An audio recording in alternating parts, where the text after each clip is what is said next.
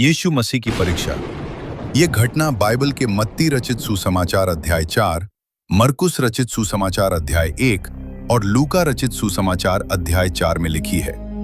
कल्पना कीजिए, जब यीशु मसीह ने यरदन नदी में बपतिस्मा लिया, तब स्वर्ग खुला और परमेश्वर की आवाज आई, यह मेरा प्रिय पुत्र है जिससे मैं प्रसन्न हूं। लेकिन इसके तुरंत बाद पवित्र आत्मा उन्हें जंगल में ले गई। वहां न कोई घर था, न भोजन, न पानी, सिर्फ सूखी रेत, पत्थर और तपती धूप। यीशु 40 दिन और 40 रात उपवास करते रहे। उनका शरीर कमजोर हो चुका था, पर आत्मा दृढ़ थी। यीशु मसीह की पहली परीक्षा। तभी शैतान उनके पास आया। उसने कहा, यदि तू परमेश्वर का पुत्र है तो इन पत्थरों को रोटी बना दे। सोचिए, 40 दिन से भूखे व्यक्ति के सामने यह कितना बड़ा प्रलोभन था। अगर आप इस व्यक्ति की जगह होते तो आप क्या कहते? कमेंट में लिखें। पर यीशु ने उत्तर दिया, लिखा है, मनुष्य केवल रोटी ही से नहीं, परंतु हर एक वचन से जीवित रहेगा जो परमेश्वर के मुख से निकलता है। यीशु ने अपनी शक्ति का उपयोग अपनी भूख मिटाने के लिए नहीं किया। उन्होंने दिखाया कि आत्मिक भूख शारीरिक भूख से अधिक महत्वपूर्ण है।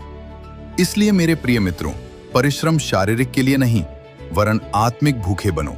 क्योंकि लिखा है, आकाश के पक्षियों को देखो, वे न बोते हैं, न काटते हैं और न खत्तों में बटोरते हैं, तो भी तुम्हारा स्वर्गीय पिता उन्हें खिलाता है।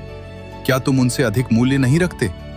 ये वचन हमें सिखाता है कि जैसे परमेश्वर पक्षियों की चिंता करता है, वैसे ही वह हमारी भी देखभाल करता है। इसलिए चिंता छोड़कर उस पर भरोसा करना चाहिए।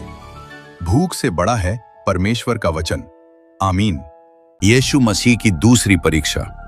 फिर शैतान उन्हें यरूशलेम ले गया और मंदिर की चोटी पर खड़ा किया।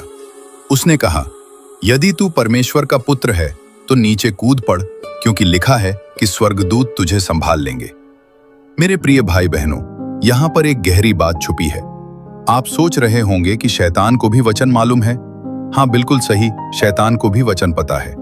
इसलिए मेरे प्रिय भाई बहनों, वचन में हमेशा दृढ़ बने रहो। शैतान वचन को तोड़ मरोड़ सकता है, लेकिन सच्चा विश्वास वचन में स्थिर रहता है।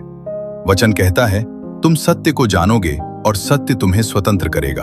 आमीन। ये परीक्षा घमंड और दिखावे की थी, क्योंकि पृथ्वी पर जो कुछ भी है वो शैतान का हो गया था। लोग देखते, चमत्कार होता और सब विश्वास करते। लेकिन यीशु क्या कहता है? उन्होंने उत्तर दिया, यह भी लिखा है, तू अपने प्रभु परमेश्वर की परीक्षा न लेना।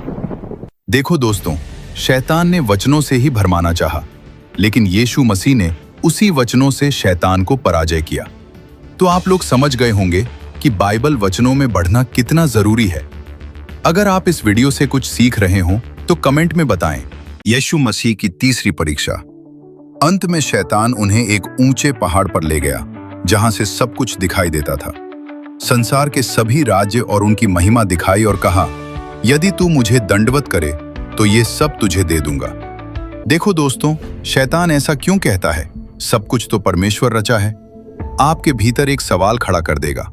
जब से शैतान धरती पर फेंका गया, तब से संसार का राज्य उसका हो गया था। अगर आप शैतान के बारे में जानकारी प्राप्त करना है तो कमेंट में जरूर लिखें।